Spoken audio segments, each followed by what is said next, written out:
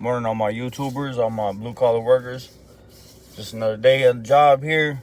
I just got my truck fixed the other day, so I was just thinking about some things that kind of go hand in hand with work. So just kind of a short little rundown. So like for the past year, I got a 2017 Jaguar F-Pace, little Jaguar SUV. So for the past year, I've been having an issue with it where it'll say it's overheating, but then it'll go away. In and out of the dealership trying to get it fixed. I went to a couple non-dealership shops, spent a couple $1,000s, and they could never fix it, could never figure it out. I went through a couple water pumps, did some hoses and some different stuff anyway. So the dealership, they couldn't recreate the issue. So the last time I had went in there was a couple months ago, and they said it was gonna be like $3,500 to fix it. They said there's two sensors. One sensor's on the thermostat, one was on the heater manifold, whatever that is, and they said that you had to replace them to replace the sensors. They said my truck wasn't really overheating, so I didn't have to worry about it. I could drive it, be just fine. So they didn't have a loaner available, and I work every day, so I was waiting on a loaner. So I think the 15th was the next time they have a loaner available, November 15th. So I just been driving it. So the other day we got rained out, and I know it's kind of a long story, but just bear with me for a second. So the other day we got rained out of work on Monday. So I started calling around, seeing if I could get it in on a day when I got it off, see if I could get this fixed. I got the money. So I was prepared. I had $5,000 waiting because I want to do brakes and oil change as well. Called dealership. They could get me in, but it wouldn't have been done in one day. So I wasn't trying to miss 2 days work. So I started looking around, found another shop I haven't been to that had good reviews. Top Gear Auto Works in Minneapolis. Called them, they got me in. I said, just do the thermostat. Like, I'm worried it keeps doing this overheating thing. I don't want to wreck the engine, so let's just do the thermostat for now, and then we'll see what that does for us. So they end up getting the thermostat done in one day. The guy shows me a picture of the thermostat. It's split all the way around the thermostat housing. So basically what it was doing, it was sucking in air. It wasn't opening all the way. So my engine really was overheating. This whole time, my engine's been getting hot. Every time it did it, like, I would slow down so it would never get too hot, but it would get hotter than it should be. The dealership, they told me I was fine to drive on it, but really I was putting my car at risk. Like, if I blow this engine, it's cost more to replace than the whole vehicle does at this point. The mechanic that did the work, he used to work at the dealership, and he's worked with some of the guys at the other places that I brought it to and had kind of negative things to say about them. Most of them he had fired. But he said that when he worked at the dealership, he said the lead service tech there had just got out of school.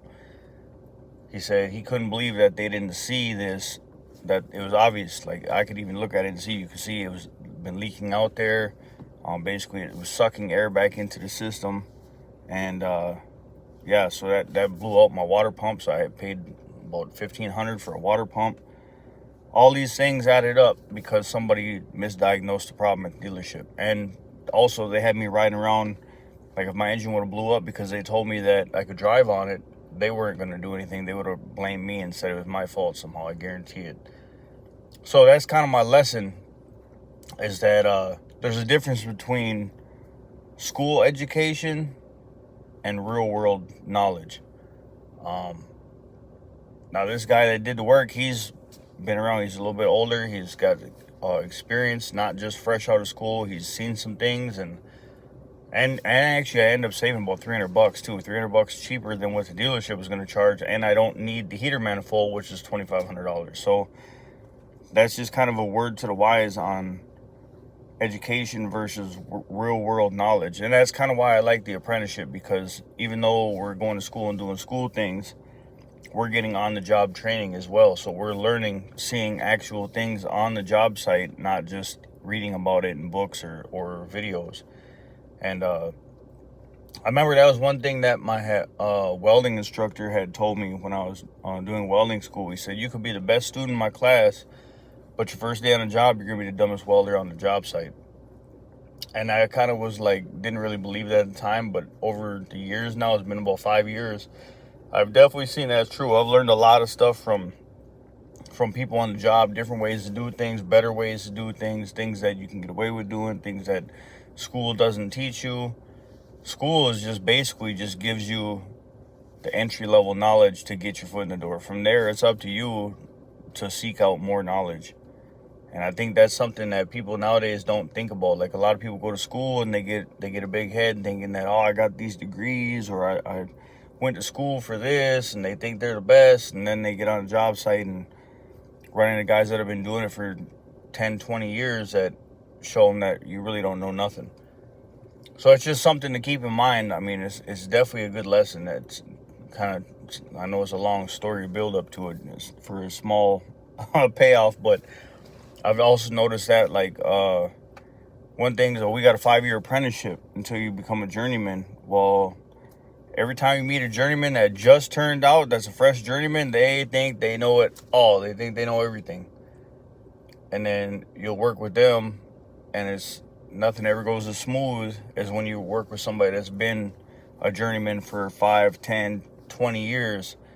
They just know how to run things smoother. They know how to do things. They got experience of things they've seen, things that work, things that don't work. Just because something's written down or it's a print or something doesn't mean that that's the gospel. So, I don't know, just a little word to the wise for everybody out there. I know it's not necessarily just for union jobs. It's for any job. Like, if you look at it, there's a lot of people nowadays that go to school and they think they're top dog because they got this degree or they completed the program. And hats off to them for doing it, but that's just the first stage.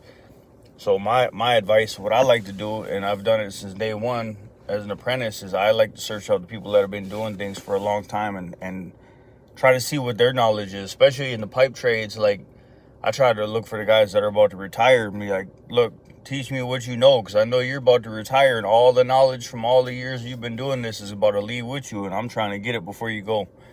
And that's kind of put me ahead. It's put me at an advantage. So it's probably, I would guess, is good advice. So I don't know, just a little word to the wise. My little rant for the day is don't ever think that school is everything. And that's another it's another reason why an apprenticeship is a good option, because you're getting hands-on training. You're actually working in the field, learning things and seeing things and learning different ways. You might go to school and they tell you one thing, you go on a job site and it's completely different. So it's good to be prepared for that versus where you go to college and then you get out and who knows if what you were studying in college, you might be in a similar field of work, but it ain't gonna be exactly like school. Like, there's no training manual to show you how to do a job. It's just kind of a lot of stuff you got to figure out on your own, or you gotta build with people that have already been there that can kind of show you the experience that they've had. So I don't know, just a little something. I know I ain't been posting a lot of videos lately, so I figured I'd pull that one out. And on the good news is my truck's running good, so I'll go back and get my brakes and my oil change done on Monday. But yeah, other than that, everything's good. It's a little bit cold, a little bit wet.